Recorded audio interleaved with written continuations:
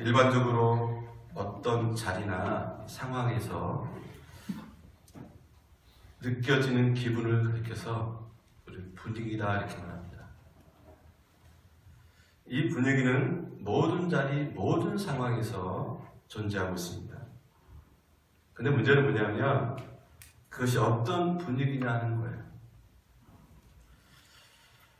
예컨대 어느 집에 들어가면 참 밝고 생명력이 있는 분위기가 있는 집이 있습니다.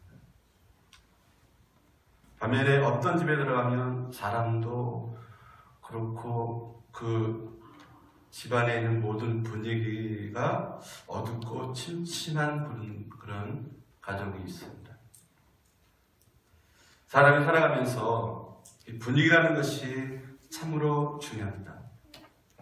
그런데 더 중요한 문제는 뭐냐면은 그 분위기에 짓눌러서 그대로 살아가는 사람이 있는가 하면은 그 분위기를 창조적으로 바꿔보려고 애를 쓰는 사람이 있습니다. 그래서 거실의 커튼도 밝은 색으로 바꿔보고 집안의 가구 위치도 한번 바꿔보고 그렇게 하는 것이죠. 그러나 여러분, 아무리 주변 환경을 바꿔본들 정말 가장 정작 중요한 것은 뭐냐면은 사람의 마음입니다. 사람의 마음을 바꾸지 않으면 안 되겠더라고요. 성경은 이렇게 말씀하고 있습니다. 생명의 근원이 어디 있다고요? 마음에 있다라고 말씀하고 있습니다. 그래서 무릇 내 마음을 지키라 했습니다. 그러므로 먼저 여러분 환경, 조건을 바꾸기 전에 먼저 마음을 새롭게 하십시오. 그리고 사단이 가라리처럼 던지고 간 이 어둠의 분위기에 짓누르지 말고 성령의 능력으로 그 분위기를 떨치고 우리 모두가 일어서기를 원합니다. 여러분, 오늘 여러분들이 당하고 있는 괴로움들은 무엇입니까? 지금 여러분들이 겪고 있는 어려움들은 무엇입니까? 그 모든 것들을 기도를 통해서 주님께 가지고 나가시기 바랍니다. 그리고 기도를 통해서 주님께 아뢰시고 주님께 응답받으시기 바랍니다. 하나님 우리에게 말씀하십니다. 히브리서 4장 15절 16절 말씀 보게 되면요, 우리에게 있는 대제사장은 우리 연약함을 동정하지 못하리가 아니요 모든 일에 우리와 똑같이 시험을 받으신 이로되 죄는 없으시니라. 그러므로 우리는 긍휼하심을 받고 때를 따라 돕는 은혜를 얻기 위하여 은혜의 보좌 앞에 담대히 나아갈 것입니다. 여러분, 그렇습니다. 오늘 이 시간 하나님의 은혜의 보좌 앞에 여러분 마음을 열고 나가시기 바랍니다.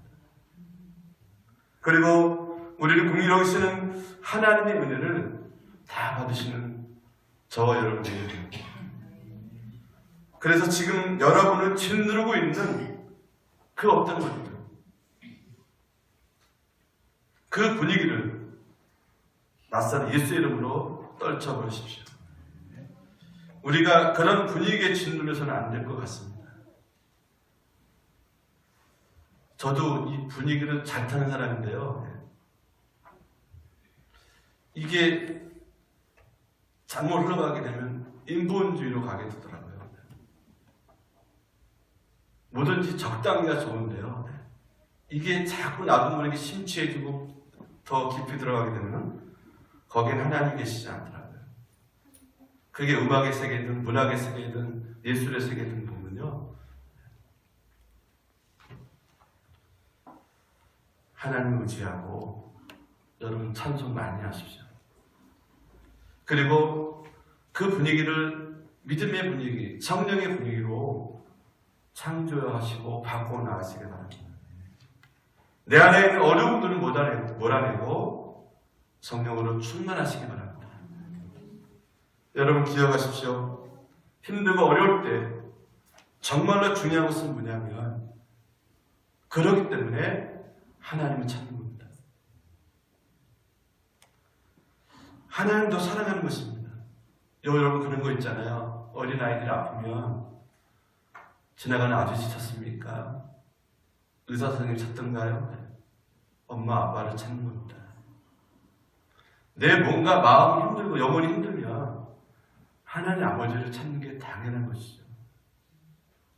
근데 우리는 엉뚱한 것에 다른 것을 찾고 구하고 있으면 안 될 것 같습니다. 비록 실개천 같은 믿음이라 할지라도 우리에게는 믿음을 하나님께 주셨습니다. 은혜의 선물로 주셨습니다. 그렇다면 여러분 낙심하지 않기를 원합니다.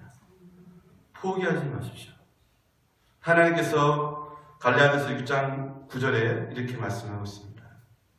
우리가 선을 행하되 낙심하지 말지니 포기하지 아니하면 때가 이르매 거두리라. 지금의 내 환경이 어떻든 내 여건이 어떻든 내 상황이 어떻든 그런 것에 상관하지 마십시오. 보이는 것은 보이지 않는 것이 나타나고 있는 것입니다. 그러므로 지금 우리가 해야 할 일은 하나님 안에서 믿음의 그림을 그리는 것입니다. 믿음의 꿈을 꾸는 겁니다. 기대하는 것입니다. 소망하는 것입니다. 이 시간 여러분 말씀을 들으면서 우리의 신령 가운데 믿음의 꿈을 꾸는 시간 되기를 원합니다. 여러분의 심령에 아직 이 땅에 나타나지 않은 하나님의 도성과 하나님의 세계를 믿음으로 만들어 보시기를 바랍니다. 우리 주님께서 믿음으로 이것을 이루어가게 해주실 것입니다. 누구든지 주의 이름을 부른 자는 구원을 얻는다고 했습니다. 그러므로 여러분 이 시간 마음으로 여러분 계속 주님을 부르주십시오. 주여, 주여, 나를 만나주십시오. 내가 우리 있기를 원합니다. 여러분 눈과 귀는 저희가 오고 와 있지만 여러분의 마음과 영혼은 주님을 향해서 주님 부르주십시오. 주여, 주여 내가 왔나이다.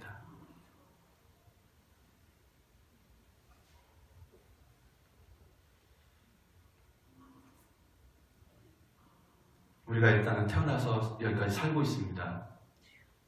그러면 이 세상을 좀 더 좋은 세상으로 우리를 통해서 만들어 가지 않겠습니까?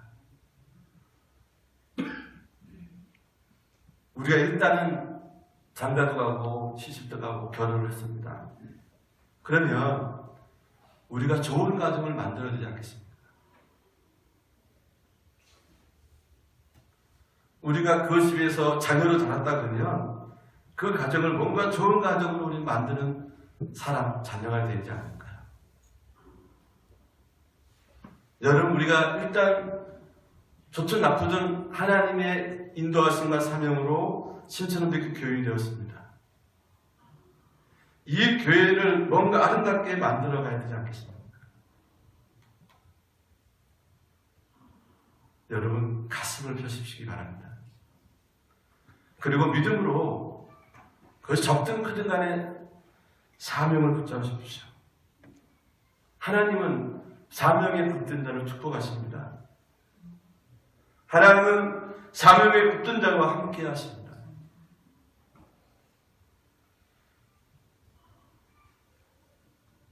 오늘 이 본문을 보면 이 시대적인 분위기에 상관하지 않고 그저 묵묵히 자기에게 맡겨진 일을 충성되게 감당했던 이름 없는 소, 짐승소에 관한 말씀이 되겠습니다.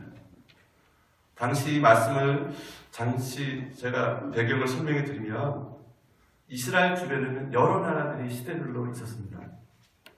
그 중에서 이스라엘을 가장 괴롭혔던 나라는 누구냐면 여러분 많이 들었을 겁니다. 블레셋. 이 나라와의 전쟁에서 이스라엘은 완번히 집니다. 또 오늘 본문에 나온 이번에도 전쟁에서 여지없이 패하고 말았습니다. 그런데 이 자구책으로 자꾸 전쟁이 좀 힘드니까 엘리 제사장의 두 아들이 궁여지책으로 이 하나님의 법궤를 전쟁터로 가져간 겁니다. 그러면 하나님이 도와주시면 우리가 이길 것 같다.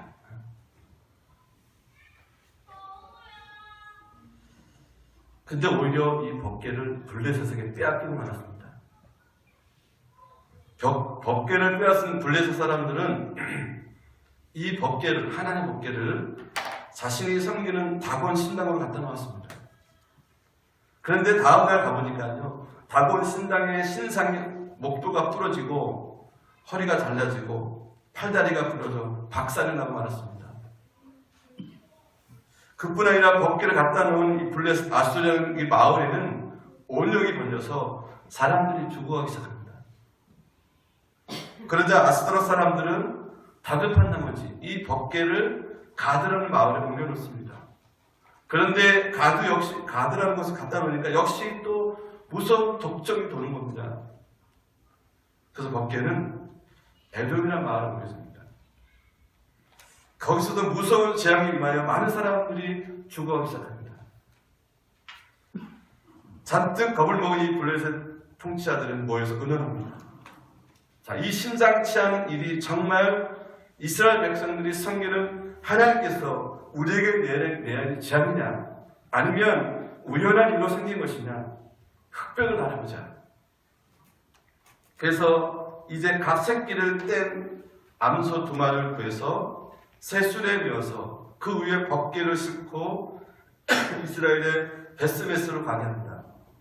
그래서 그 소가 곧장 베스메스로 가면 이스라엘 하나님이 내린 재앙이고, 소가 좌우로 치우치면 그 길로 가지 않냐면 이것은 우연한 일로 일어난 것이다.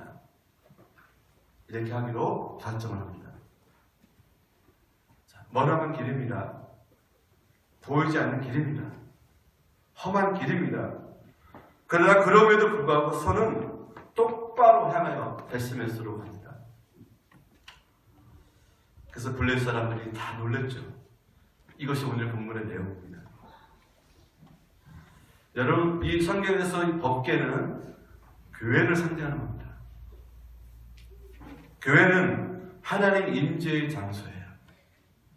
건물이 아닌 하나님의 자녀들이 모여 함께 예배하는 그 장소를 말하는, 그 모임을 말하는 것이겠죠. 구원의 장소입니다.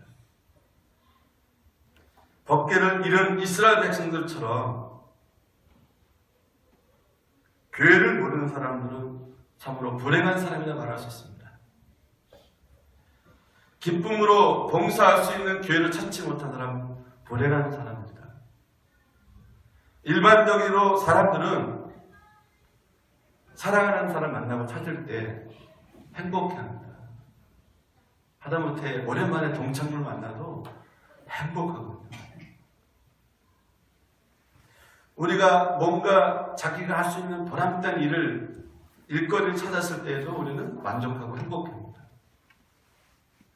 믿음의 성도들도 마찬가지로 생각합니다.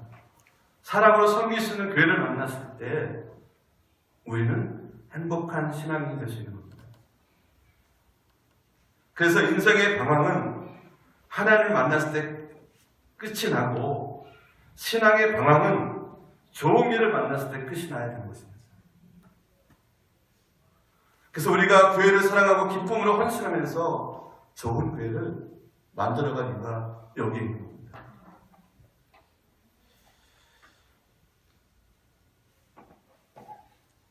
오늘 본문에 보면 참 소 이야기인데요. 세상에는 많은 소가 있잖아요. 그렇죠? 그 중에서 하필 이제 막 새끼 나와서 젖을 땐 이 어미소, 새끼들과 떨어져야 됩니다.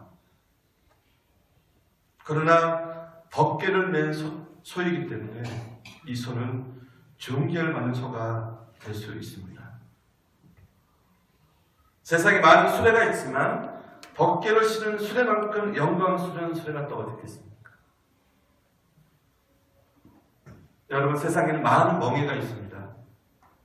직장의 멍해가 있고요, 가정의 멍해가 있고, 사회적인 명예가 있습니다. 그러나 그 많은 명예들 가운데 주님의 몸된 교회의 멍에를 메고 살 수 있다는 것은 여러분 이것은 축복이라고 생각합니다. 그것은 짐이 아닙니다. 그것은 영광이고 자랑입니다.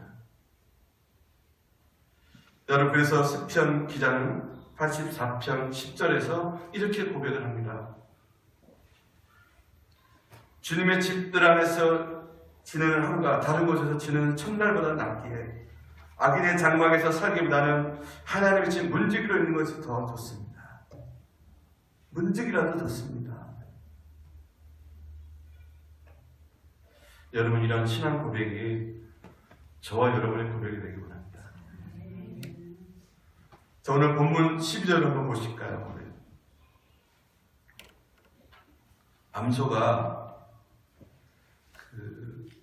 베스메스 길로 바로 행하여 대로로 가며 갈 때 울을 보고 있습니다. 암소가 왜 울었는지 성경은 자세히 설명하고 있지 않습니다. 그렇지만 이 울음의 이유를 우리 나름 짐작할 수 있죠. 이거는 젖된 송아지를 떼고 가야 되는 어미의 눈물, 어머니의 눈물이라 이렇게 보시면 될 것 같습니다. 저는 이 말씀 보면서 깨달았습니다. 십자가를 지고 가는 믿음의 길은, 사명자의 길은 눈물의 길이다. 어린 송아지를 버려야 했듯이 주님을 위해 버려야 할 것들이 있기 때문에 그렇습니다. 하나님 나라와 의를 위해서 내려놓아야 할 것들이 있기 때문에 그렇습니다. 그러나 여러분 기억하십시오. 주를 위해서 버려두는 경험, 포기해야만 했던 경험이 있을 때 비로소 우리는 진정한 주님의 제자가 될 수 있습니다.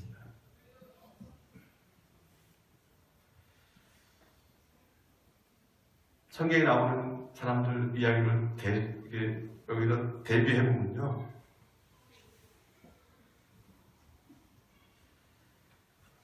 정말 자신이 가장 아꼈던 것을 포기했던 경험, 그걸 때문에 눈물을 흘렸던 사람들의 경험들 이야기가 몇 건 있는데요. 제가 여러분 아는 대로 소개해드리면, 아브라함은 100세에 난 외아들을 버려야 했습니다.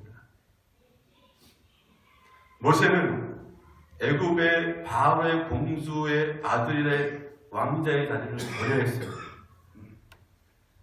사르밧 가부는 마지막 남은 양식을 버려야 했습니다. 베드로, 그는 그물과 가족을 버려야 했습니다. 무엇보다도 하나님은 우리를 사랑하셔서 외아들을 버리셔야 했습니다. 그러나 보십시오. 외아들을 버렸던 아브라함은 바다의 모래 같은 많은 믿음의 자손들을 얻었습니다. 믿음의 조상이 되었습니다. 왕자의 자리를 버렸던 모세에게 하나님께서는 하늘의 영광과 보좌를 허락해 주셨습니다. 마지막 남은 양식을 주의 종 위해서 내려왔던 사르밧 가운데 기름통은 마를 줄 몰랐습니다. 가족과 그물을 버렸던 베드로는 하나님 나라의 영원한 가족과 천국 그물을 얻어서 초대교회를 세운 그런 위대한 믿음의 사람입니다. 그러므로 성경은 우리에게 이렇게 분명히 말씀하고 있습니다. 마태복음 10장 39절에 얻는 자는 잃을 것이요 있는 자는 얻으리라. 이것이 성경의 진리입니다. 양손에 이것저것 다 지고 할 수 없다는 것입니다. 뭔가 중요한 일에서 이 한쪽에 손을 놔야 되는 겁니다. 그래서 여러분 얻고자 하는 자는 버려야 됩니다. 찾고자 하는 자는 잃어야만 되는 겁니다. 부활의 영광을 얻고자 하는 자는 우리가 죽어야 됩니다. 하나님 나라 의를 위해서 내가 죽을 때 하나님께서는 나에게 영원한 부활의 영광을 허락해 주십니다. 그런 점에서 법궤를 맨 손은요, 고난의 소가 아닙니다. 불행한 소가 아닙니다. 이 소는 영광의 소입니다. 이런 예화가 있더라고요. 하나님께서 모든 동물들을 만드셨습니다. 그런데 어느 날 하루는 새들이 하늘 앞에 나와서 불장을 늘어놓습니다. 다른 동물들은 다리도 길고 저렇게 빨리 달리는데, 걷기도 하고 뛰기도 하는데, 우리는 이렇게 멍뚱한데도 왜소하고 등에 뭔가 이렇게 달려가지고 이거 귀찮아 죽겠는데 이거 왜 만들었냐고 막 투덜투덜 거립니다. 그때 하나님께서 그 새를 바라보시면서 빙그레 보시면서 이렇게 말씀하십니다. 날개를 펴라. 그리고 허이허이 한번 저어보라. 새들은 날개를 쫙 펴고 허이허이 한번 저어봤더니만요, 창공을 안에서 날아가는 겁니다. 기는 동물들은 뛰지만 자기는 더 빨리 더 멀리 날아갈 수 있다는 것을 깨닫게 된 겁니다. 저 여러분, 이 날개, 우리에겐 짐 같고 힘들어 보이고 어려운 것 같지만 하나님께서 우리에게 주신 사명은 날개와 같은 것입니다. 접어둔 채 짊어짐만 있으면 무거운 짐이 되지만 이것을 펴서 허이허이 한번 저으면 우리가 날 수 있다니까요. 대부분 많은 사람들은 짐으로 생각합니다.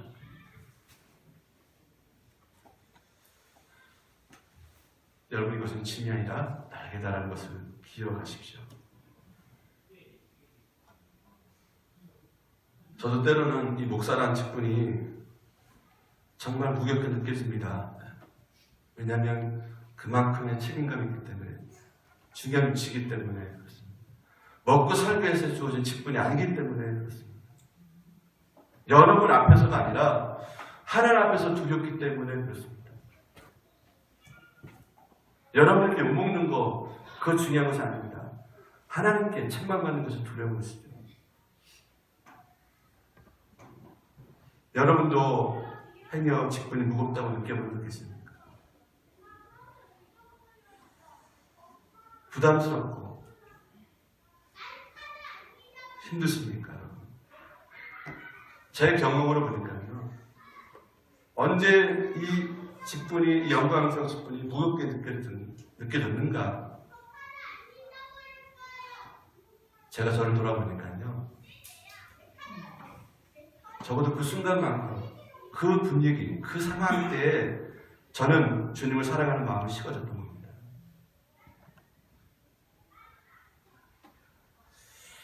내가 왜 불평하고 우리가 왜 불평하는가 했더니만,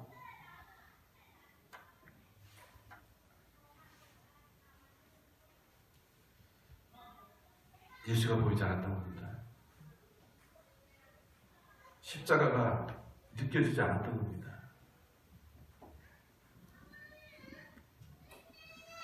여러분께서 기억하기 원합니다.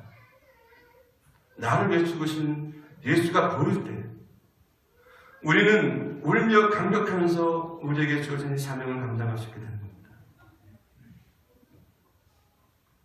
눈물 없이 못 가는 이 길이지만 그래도 나를 사랑하는 주님께서 나에게 맡겨주신 사명의 길이기에 기쁨으로 우리는 증명할 수가 있습니다. 어떤 분이 그런 얘기를 하면서 제가 도전을 받았습니다. 감사절을 지난주 지냈는데 그분을 사랑하면 감사하게 됩니다. 저는 그냥 무심코 들었는데 다시 한번 생각이 나더라고요. 그분을 사랑하면 감사하게 됩니다.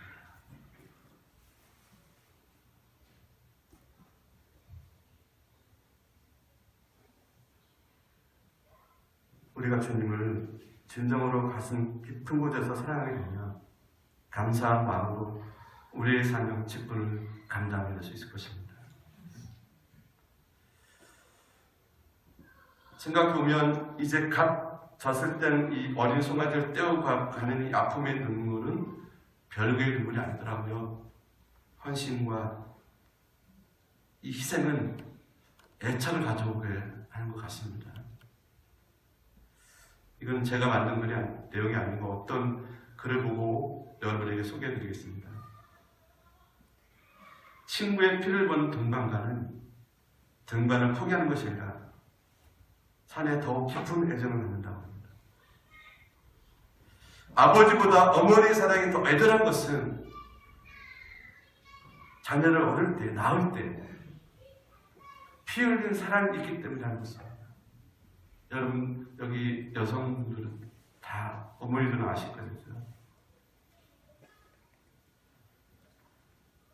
우리 김 목사님 더군다나 많이 아실 거예요. 애 낳을 때 고생했습니다. 마찬가지로 우리 주님께서 이 땅의 교회에 그렇게 애착이 가는 것은 뭐냐면은 당신께서 피 흘려 이 교회를 사셨기 때문이죠. 그렇습니다. 그래서 교회에 무한한 애착을 가지고 교회를 통해서 일하시고 역사하기 원하시는 거예요. 교회를 위해 울어본 사람, 교회를 위해 값진 땀방울 흘려본 사람, 교회를 위해서 희생해본 사람, 이 성전에 피를 묻혀본 사람, 교회를 위해서 희생하고 바쳐본 사람은 교회의 애정과 애착을 받게 됩니다. 사랑하는 성도 여러분, 오늘 본문 12절을 보십시오.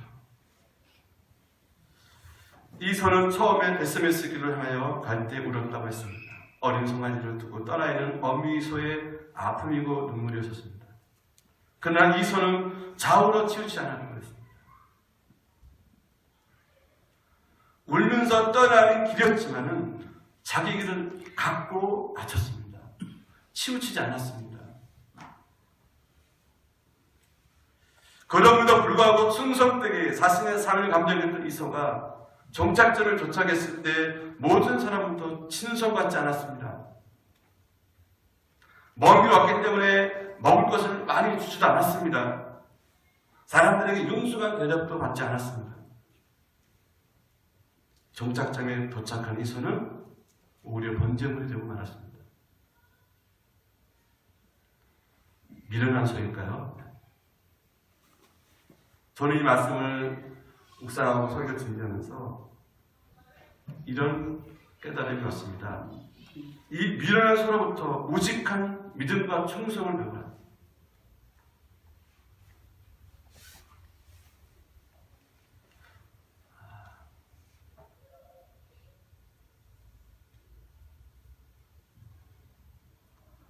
여러분, 우리가 왜 불평이 생길까요? 그건 저의 노력입니다. 그 일이 내 일이 아니기 때문에 그런 거예요. 내가 하는 내 일은 대가를 바라지 않습니다. 칭찬을 기대하지 않습니다. 불평도 없습니다. 그저 감사할 뿐이죠. 그러나 일꾼은 대가를 바라는 겁니다. 그리고 손님은 항상 불평합니다. 원망하게 되어 있습니다. 여러분, 우리 손님이 되지 말아야겠죠. 일꾼이 되지 말아야겠죠. 내게 주어진 일입니다.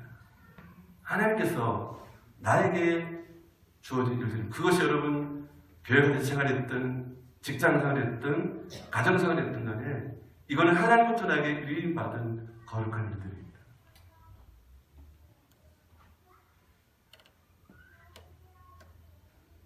불평 대신 감사할 수 있습니다. 원망 대신 눈물을 흘리며 감격함으로 헌신하고 우리는 봉사할 수 있습니다. 법궤를 맨 소의 충성을 여러분 보시기 바랍니다. 포기해야 할 아픔 때문에 때로는 울지만 그런 말없이 묵묵히 좌로우로 치우치지 않고 자기에 맡겨진 사명을 따라서 충성되게 한다는 그 사람은 천국에서 주인공이 되지 않을까요?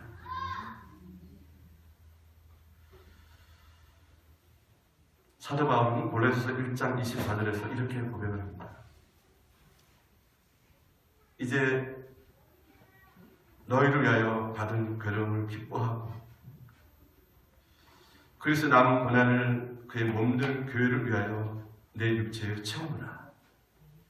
아주 심오한 깊은 고백을 하고 있습니다. 교회와 성도들을 위해서 받은 괴로움을 기뻐했던 사람입니다. 바울은 교회와 성도를 위해서 받은 괴로움을 기뻐했습니다. 오히려 제가 그런 목사가 되야겠죠. 그래서 남은 고난을 주님 몸된 교회를 위해서 자신의 육체에 채우기 원했던 사람, 자신에게 맡겨진 사명의 길을 짊어지고 말없이 묵묵히 걸어왔던 사람이 바울입니다. 그러면서 마지막에는 하나님 앞에 번제물로 자신의 몸을 기쁘게 드렸던 사람. 그래서 바울은 순교당하잖아요. 목이 잘려나갑니다. 그게 바로 오늘날 이 혼탁한 시대에 하나님께서 찾으시는 사명자입니다. 겨우겨우 살아가는, 겨우겨우 신앙을 연명하는 자가 아니라 사명에 붙들립니다. 그래서 사울을 오래 치우치지 않는 겁니다. 환경 분위기 쫓아가지 않습니다. 감정에 치우치지 않습니다. 여러분, 그 하나님을 이 시간 새롭게 만나서 이 말씀을 믿음을 받고 이제 우리가 이 잘못된 분위기로부터 떨치고 일어나야 됩니다. 그것은 환경과 조건에 있기도 하겠지만 여러분은 우리 자신 안에 있을 겁니다. 떨쳐버립니다. 빨리 나올수록 좋은 겁니다. 빨리 해결하고 주님 앞에 나의 원래 본래 모습으로 돌아와야 됩니다.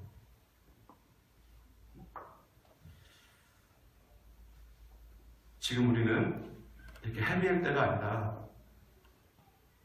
정말 이 복음의 열정과 하나님의 열정과 이 시대를 분별하고 정말 이 거룩한 믿음의 삶을 통해서 이 시대를 변화시켜야 할 책임이 저와 여러분에게 있는 것입니다. 이 복음을 증거할 책임이 저와 여러분에게 있습니다. 우리끼리 치고받고 싸우고 우리끼리 우리가 나쁘니 이거 따지고 있는 때가 아니라고 생각합니다. 우리는 의연히 떨치고 일어나야 됩니다. 이런 잘못된 분위기, 사단 마귀가 주는 분위기에서부터 우리는 완전히 탈출해야 됩니다. 벗어나야 됩니다. 여러분 속지 마시고 거룩한 믿음의 길을 가는 저와 여러분에게는 주의 이름으로 간절히 축원하고 드립니다. 기도하겠습니다.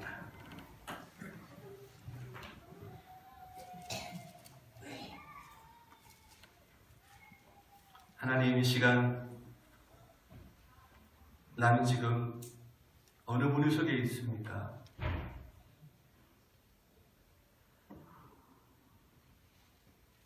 무엇에 의해서 이끌려가고 있습니까? 하나님, 나는 지금 어느 길로 가고 있습니까? 깨닫게 해주시옵소서. 돌이키게 해주시옵소서. 하나님을 다시 만나게 하시고 그 사명에 붙들려서 사명자에게를 가게 해주십시오. 비록 내가 노할 것이 있지만, 비록 아프고 눈물을 흘리겠지만 자라나 우리나 치우치 않고 끝까지 그 길을 가게 해주십시오. 우리 신천한 듣기의 성도들, 우리 시간 예배드리는 모든 성도들, 하나님의 붙들려 사랑하는 성도들 다 되게 해주시옵소서. 예수님 이름으로 간절히 기도 올려옵니다.